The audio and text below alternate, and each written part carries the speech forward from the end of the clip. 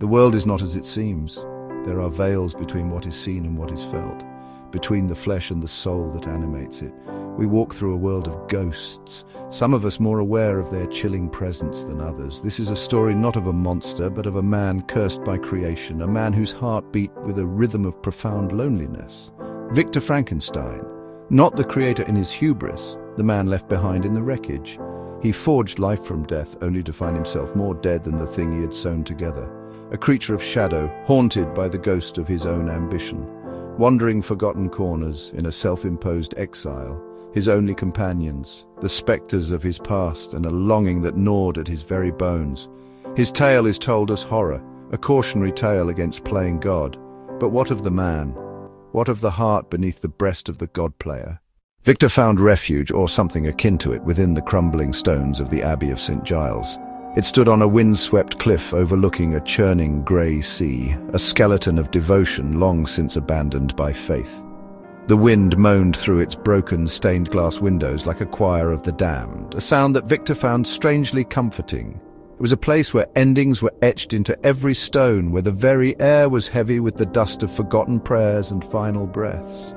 Here, he was just another ghost, his footsteps echoing in the vast, empty nave, his presence no more substantial than the shadows that clung to the Gothic arches like ancient moss. He had chosen this place for its profound isolation, a tomb for a man still breathing. His days were a ritual of emptiness. He would rise with the grey, pre-dawn light, his first moments filled with the familiar weight of his sins. He would walk the cloisters, his hand trailing along the cold, damp walls, feeling the history of 1,000 lonely monks who had walked these same flagstones. He read esoteric texts by candlelight, not for knowledge, but to occupy the screaming void in his mind. He sought to lose himself in the labyrinthine sentences of alchemists and forgotten philosophers, hoping to find a passage so dense it would suffocate the memories that plagued him. But the ghost of his creation was relentless.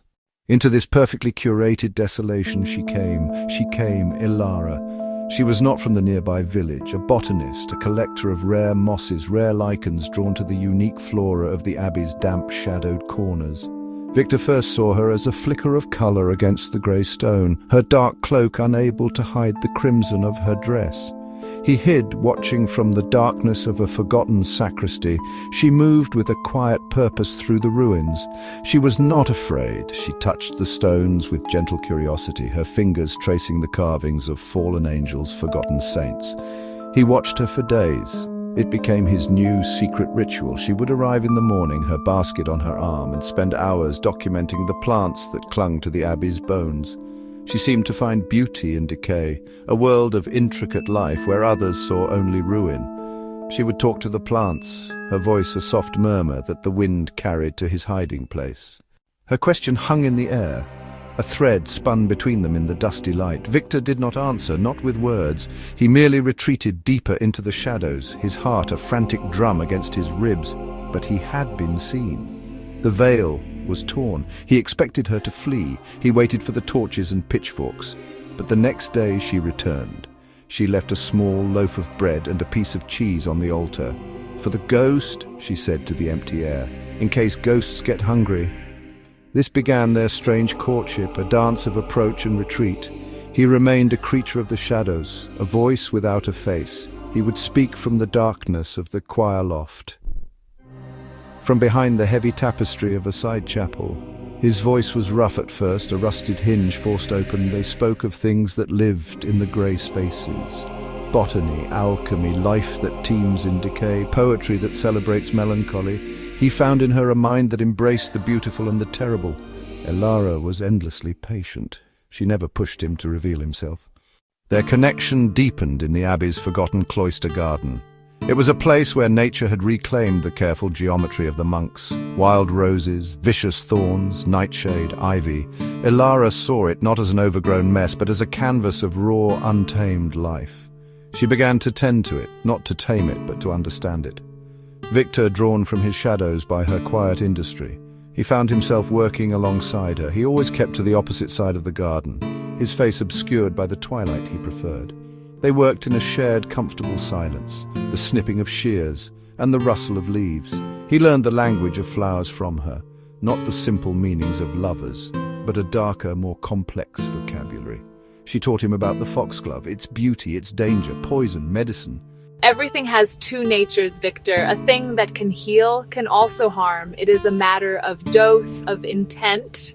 Her words struck him with the force of a physical blow. He looked at his own hands, hands that had stitched together dead flesh, hands that had brought forth a living, breathing tragedy. That first touch shattered the fragile boundary between them. There were no more shadows to hide in, no more allegories to cloak the truth. Twilight garden, his hand on her arm. Silence, heavy with unspoken words. Her eyes searched his face. Not fear, but compassionate curiosity. She saw the scars, physical ones he tried to hide. She saw the deeper scars carved into his soul. He had expected revulsion, the recoiling horror he'd seen in every other gaze, but he saw none of it in her eyes. He saw only a reflection of his own pain, an ocean of empathy. He finally told her, not all at once, in broken fragments. The story poured out like poison from a wound. He spoke of Geneva, he spoke of Ingolstadt, he spoke of the unholy ambition that consumed him. He spoke of lightning, he spoke of stolen flesh, he spoke of the spark of life, he spoke of the monstrous creation it had animated, he spoke of abandonment, he spoke of the creature's loneliness mirroring his own, he spoke of the trail of death and misery that followed. He confessed it all, words tasting like ash in his mouth, each admission another stone on the crushing weight. He laid his monstrous soul bare, convinced this would be the end. Elara listened. She did not interrupt. She did not gasp in horror. She did not cry out in condemnation. She simply listened. Their love, now confessed and acknowledged, became as wild and unpredictable as the sea that crashed against the cliffs below the abbey. It was a love born in a tomb, nurtured in a garden of poisons. It carried the scent of both. There were moments of breathtaking tenderness, quiet intimacy that felt more sacred than any prayer. They would read to each other by candlelight, their voices weaving together in the darkness. He would watch her work, mesmerized by the delicate precision of her hands, and she would trace the lines on his palm, as if reading a history he could no longer bear to speak. These moments were islands of peace in a turbulent ocean, but the past was not a ghost that could be so easily exorcised.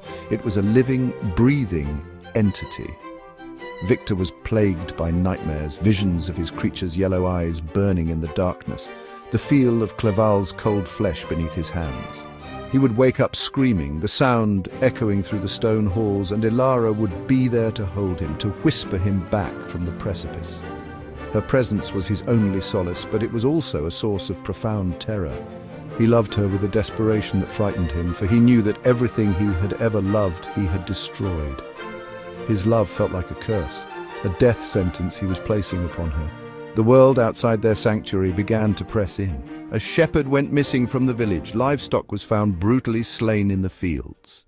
The storm passed with the night, leaving behind a world washed clean and unnervingly quiet.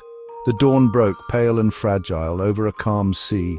The air in the abbey was thick with the weight of the promise Victor had made. It was a death sentence and a penance in one. To fulfill it meant returning to his profane arts, to the charnel houses, to the dissecting tables, to become the man he so despised one last time. To fail meant unleashing the creature's full, unrestrained wrath upon the world, and most terrifyingly, upon Elara. There was no escape, only a choice between two hells. Elara stood with him in the ruined archway, watching the sunrise paint the sky in hues of rose and grey. She knew what his promise meant. She knew it was the end of their time together, the end of the fragile peace they had built within the abbey's walls. There was no talk of her going with him. That world of his was too dark, too dangerous, and he loved her too much to ever allow her to witness it. This final act of creation was a journey he had to make alone, a final solitary walk into the abyss to pay the debt he owed.